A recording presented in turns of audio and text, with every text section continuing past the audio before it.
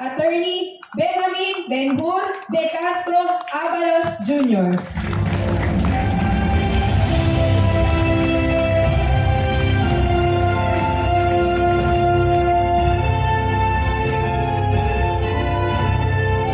Maraming salamat po. Please upo tayo. Thank you for your very kind words sa kanyang pagpapakilala, si Vice Mayor Reyna Sanchez. Of course, gusto kong batiin. Ngayon ko lang nalaman na magkasikidad pala kaming dalawa. Ang inyong napakagaling na gobernador, si Gobernador Daniel Fernando. Palakpakan po natin siya. Pareho na ho kami senior citizen. And of course, equally, talagang bagay sila para sila mag-ama. Dahil ito namang Vice Governor naman ninyo ay isa sa mga matalik na kaibigan ng aking panganay na anak. At pareho po sila magaling. Yung nakikita ko itong duo na ito, itong si Daniel, ang aking Vice Governor, sabi ko, Bulacan is truly in very good hands. Palakpakan po natin si Vice Governor Alexi. And of course, sa lahat po ng mga provincial board members, lahat ng bukal, sa lahat po ng mga konsihal. Mamaya na ho yung inyong mayor, special ang pagpapakilala ko nito dahil kaisama ko po ito ng matagal na panahon. At hindi lang yun, kung hindi ako nagkakamali, ang Southeast Asian Games. Tama ba ako? Ang Southeast Asian Games, kasama rin ang inyong mayor. Ilang beses dala ang bandera ng Pilipinas, yan si Berhel Meneses, ang dakilang anak ng inyong bayan. Yung pagmamahal sa bayan na pinakita ng inyong alkalde, yan ang pinag-uusapan ngayon ng pagmamahal sa bayan ni Gat Marcelo del Pilar. Marami na unang nagsalita sa akin at alam na natin ang kanyang kasaysayan, ang kanyang buhay, ang kanyang ginawa. Pero paano nagsimula ang isang Gat Marcelo del Pilar? What was the spark that triggered everything? Sa pagbabasa ng kanyang biografiya, nakita niya sa simpleng pagbinyag. Binyagan lang sa simbahan. Nakita niya na ang singil ay sobrang mahal. Bakit ganun kamahal? Magmula noon, nakipag-away siya sa mga private. And that was the trigger. At nakita niya magmula noon ang kalabisan na ginagawa. Noong araw na panahon ay meron tayong kabesa di barangay. Hindi ba? Meron din tayong mga alkalde. Noong panahon na yun, ay yan ang tinutukahan ng mga praile para magbayad ng buwis. At yan ay ayon sa isang talaan o isang listahan. Ang nagbibigay ng listahan na nagbabago ay ang mga praile. Kung ito ay labis, ang mag-aabono yung mga kabesa. Kaya kawawa ang mga kabesa.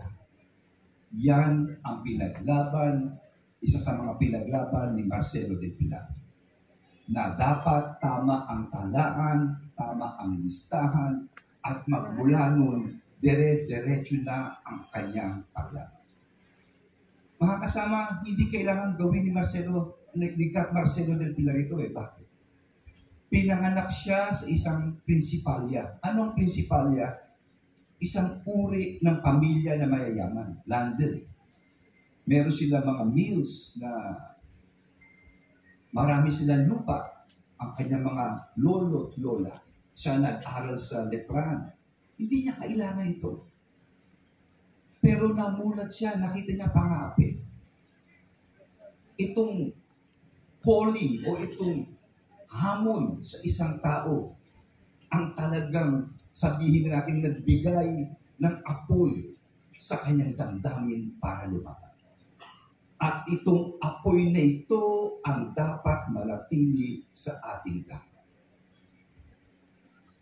Si Marcelo del Pilar ay isa sa mga tatlo na kasama sa sinasabing La Solidaridad. Ito isang pahayagan sa Espanya na talagang nagbibigay ng siklab, inspirasyon para lumaban ng mga Pilipino sa Pilipinas.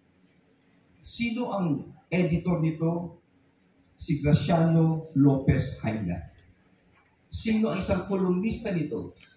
Si Jose Rizal. At sinong pumalit kay Graciano Lopez Haina bilang editor? Walang iba kung hindi si Marcelo del Pilar. Ginamit niya ang pluma para lumaban sa mga Kastila. Kaya naman, siya ang kinilala ng ating bansa na isang bayani at simbolo ng press freedom, si Marcelo del Pilar. Nung siya sa Spain siya ay gusto niya nang bumalik bago magsigaw ng balintawak. Ngunit inabot siya ng kamatayan sa Espanya dahil sa tuberculosis.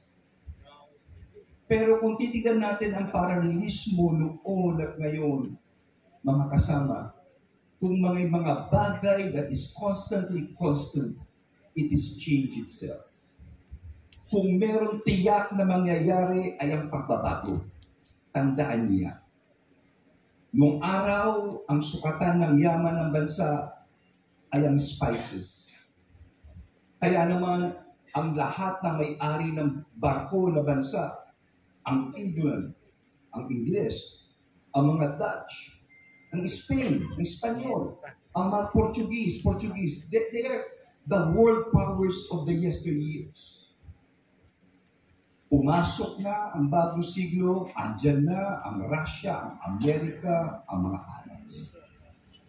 Ano ang batayan? Ang ginto, ang salapi, and of course, ang resources. Pero lahat nagbabago. Ang dating mayayaman, hindi na ganun kayaman. There was a time that Spain and Portugal was Europe's underbelly. Isa sa mga bansa na talaga nagkaproblema sa ekonomiya.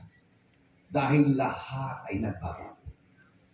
Sa ngayon, sa ating tema, ano ang kahalagahan ni Marcelo ngayon? Ano ngayon?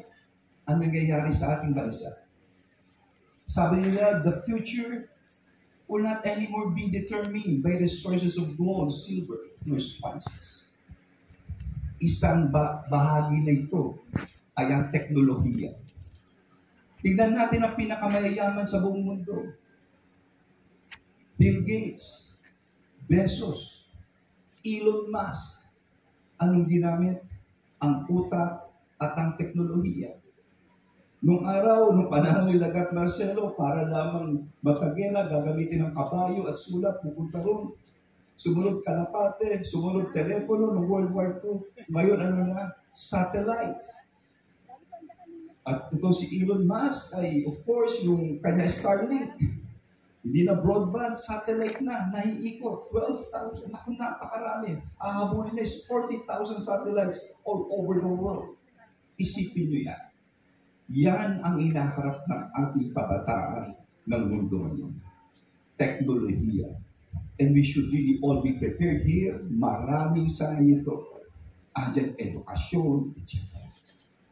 Pero mga kasama, kung sinasabi nilang there will always be change, I will tell you this.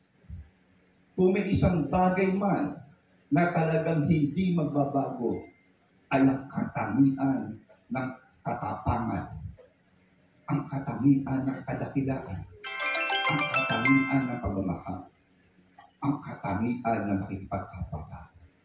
Tandaan niyo yan. At yan ang itatanim natin. At kung meron mang problema hindi nagbabago, noon man hanggang ngayon, ang problema ng kahirapan, kagutuman, at ngayon nakikita natin ang problema ng droga. Isa lang po ang masasabi ko rito. For evil to triumph, it is for all good men to do nothing. Para ang kasamaan ay mga ibabaw, ito'y mangyayari lamang kung lahat ng mababait na tao ay tatahimik na lamang. Importante ay gumalaw tayong lahat. Importante ay makiis tayo. At ito'y pinakita ni Marcelo del Pilar. Alam nyo, dalawang quotation niya ang gustong-gusto ko. Babasahin ko lang. Ito sinabi niya, the value of one's life can be measured only in terms of human service. Ang kahalagahan ng isang buhay ng isang tao ay masusukat kung paano siya nanilbihan. Defend the right.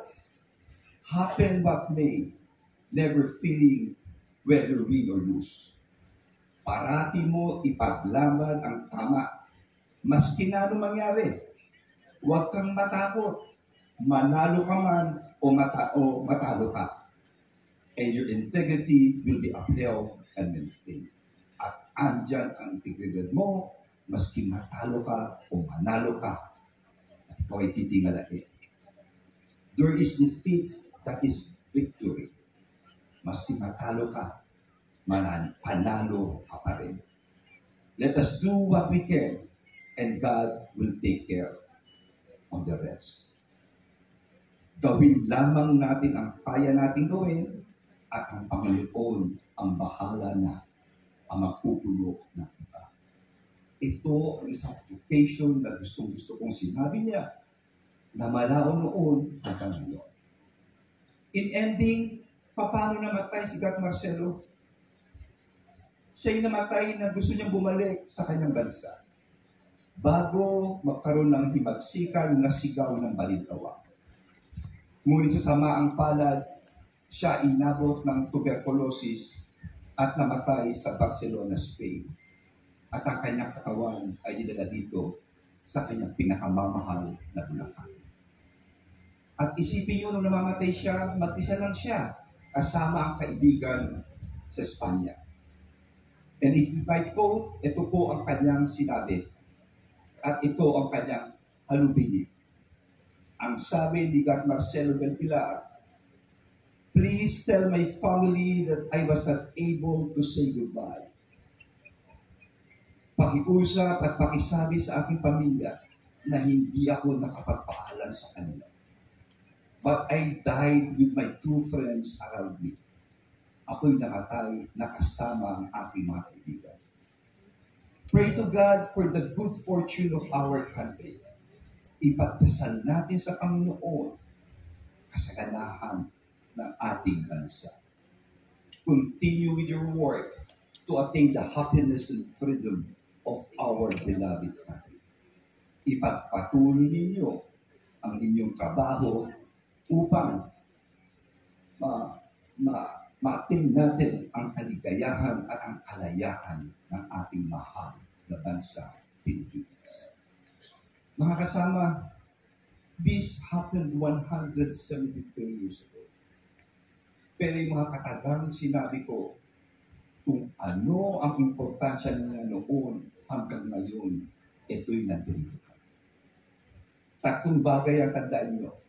Importante ang magkaisa tayo, manindigan tayo kung saan tama, at bawat isa sa atin ay may katamian.